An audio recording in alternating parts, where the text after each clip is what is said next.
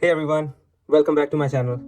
This is Arun Asif. No, this is Dr. Arun Asif, as I have completed my PhD and I wasn't able to make videos lately because I was really busy in my PhD work, and that hard work I've been doing that really paid off, and now I am a Dr. Arun Asif.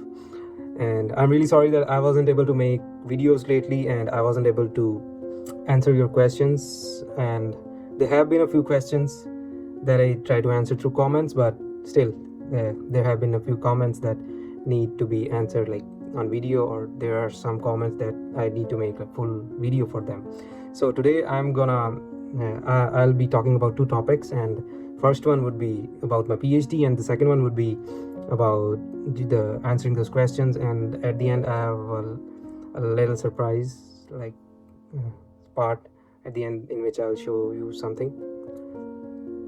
So let's start with my PhD. So my PhD was really a roller coaster ride. Like I started my PhD in biomedical engineering, and basically I didn't have a background of engineering, and I came from a biology background, but still I worked so hard, and that hard work paid off that I was able to complete my PhD within 3 years. That is really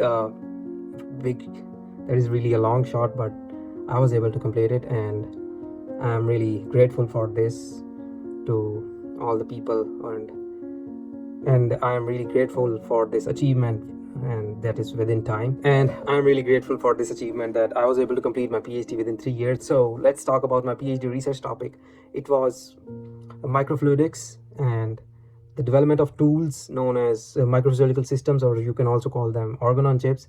And I was developing a kidney on chip and liver on chip for the assessment of drug development and also the disease model. In my PhD work, I was mainly developing tools to mimic human physiology better than like animal models that has been used traditionally in drug development, so that these tools can be used in the replacement of animal models, and we can better mimic human biology for drug development. So that will help overall for the drug development, and it will speed boost the drug development process. So I was lucky enough during my PhD that I was able to publish 3 research papers, and I'll also tell you about my PhD routine, how it was like I was going to lab like 9 in the morning, and I was busy there like whole day and sometimes whole night, and I was coming back to my dorm like around midnight, and that's how hard I worked, and I was able to earn this PhD within time, and that really paid off, and I'm really grateful for that, like how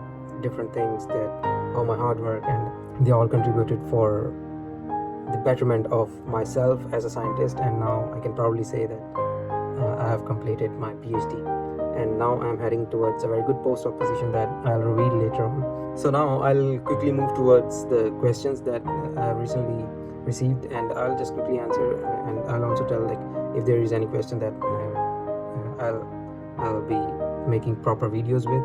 So there are very few quick questions that I can answer right now. First of all, the scope of subjects for PhD in South Korea, as you can divide them into 2 major fields like science and engineering or arts. And for science and engineering, you can like easily get a funded PhD position in South Korea, but for arts it's a bit difficult because mostly arts subjects are specifically in Korean language, but in science and engineering they are mostly in English language, and all the research work in English language. For art subjects, you must apply through the KGSP scholarship, because in that scholarship for the first year you learn Korean language, and that really helps for for your future studies in Korea, in specifically art. So, and all the art students that I have met here, all the arts foreigner students that I met here, they came on KGSP, and they were a first year, they were learning Korean, and they are quite fluent in Korean, so that's why they are able to pursue arts here. But all the science students that I met here, like most of them are on professor funded scholarships, so they didn't learn about Korean, and they still don't know about Korean like I was the one.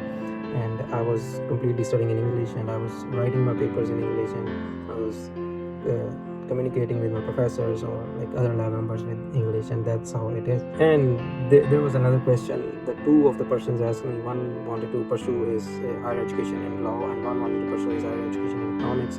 So that's again, I would say that that's possible through KGSP scholarship. So and you can find several videos I don't need to make a video about winning a KGSP scholarship.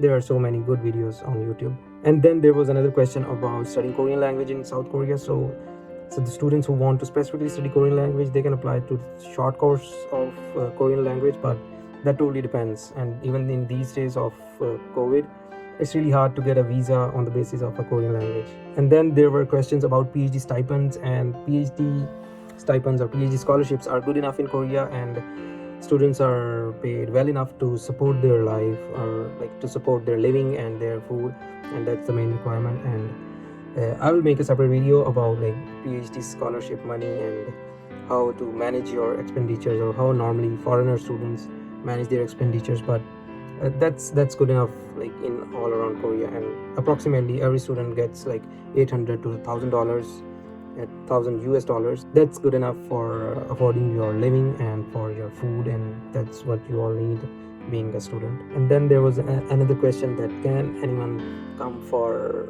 a bachelor's degree after completing like 12th or after completing high school in India or Pakistan? Yes, I have seen a few students, but they came and they learned and they did everything in Korean. So, and if you want to come for bachelor's in Korea, so everything would be in Korean. I haven't seen any university yet, except like some of the institutes like KAIST or UNIST, which offer bachelors in English, but other universities don't offer bachelors in English, and mostly there are no scholarships for doing bachelors in Korea. And most of the students that I have seen doing bachelors here are mostly self-funded, and I have not seen them on scholarship.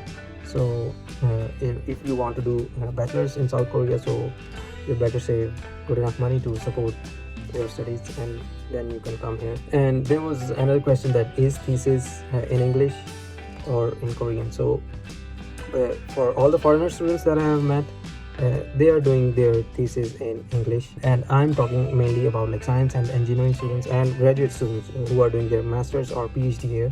So they are all doing their research in English, and they at the end they write their thesis in English.